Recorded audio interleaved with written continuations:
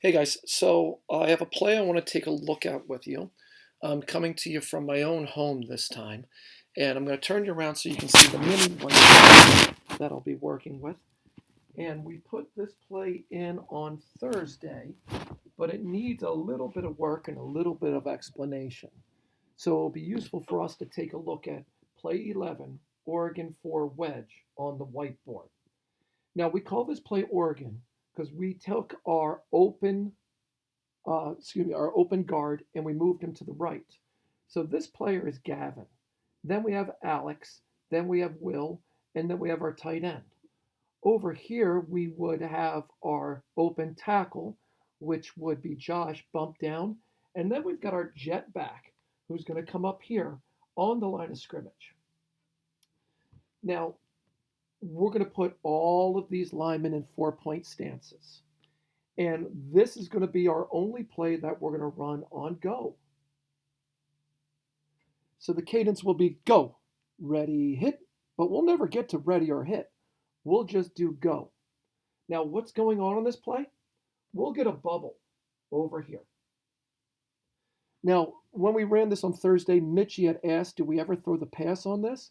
The truth of the matter is, Mitchie, we really haven't. But if we get into a situation where the bubble is wide open, then the quarterback does have the option not to run the play and just throw it.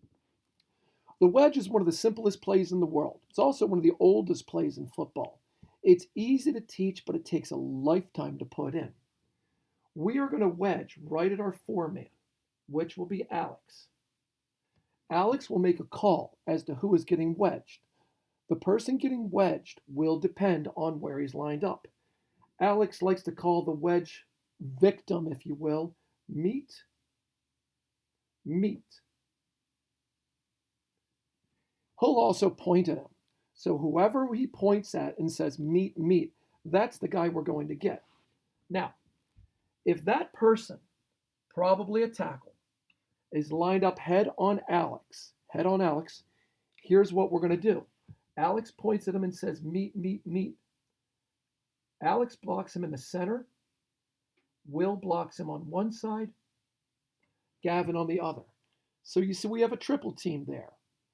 Now, if that same player doesn't line up here, but rather, let's say he lines up here, then we're going to get a double team with Alex and Gavin, and everybody else will fold in on him. I'll show you the fold in a second. Now, if we get a situation like this, Alex, please be a listener, where we've got a nose tackle and then an end here. Well, there's no meet, meet call.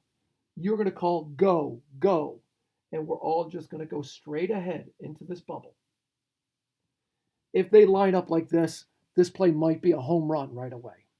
Now, let's go back to where we're commonly going to see somebody.